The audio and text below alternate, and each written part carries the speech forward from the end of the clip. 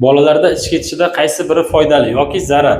Hozirda ba'zi ota-onalar bolani ichki ketganda bolaga quvvat bo'lsin, suvsizlanishni oldini olsin deb kola, Pepsi yoki shunga o'xshash gazli ichimliklar berishmoqda va bu narsani targ'ib qilishmoqda. Xo'sh, bu narsa qanchalik to'g'ri yoki noto'g'ri? Video davomida bilib olasiz. Bolani ichki ketganda organizmdan suv, tuz va minerallar chiqib ketadi. Bunday vaziyatda birinchi navbatda organizmni suv-tuz muvozanatini tiklashimiz kerak. Bu gazli ichimliklar tarkibida juda ham ko'p miqdorda shakar saqlaydi. Shakar ichaklarga tushgandan keyin o'ziga suvni biriktiradi. Bu esa ichki ketishini yanada ko'payishiga, bolani yanada suvsizlanishiga olib keladi. Bu gazli ichimliklar tarkibida ko'p miqdorda gaz saqlagani uchun ichaklarni yanada kengayishiga, qorin og'riqlarini yana ham kuchayishiga sabab bo'ladi. Bundan tashqari bu gazli ichimliklarda kofein saqlaydi. Kofein bolada yurak urishini yanada tezlashtiradi.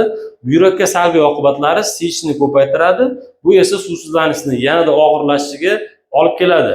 Bundan tashqari bolalarda hali jigar fermentlari to'liq shakllanmagan. O'zi yuklama bilan ishlab turgan jigarga yanada qo'shimcha yuklama berib, bolani yanada og'irlashishiga sababchi bo'lishimiz mumkin. Hop, bu ichimliklar mumkin emas ekan.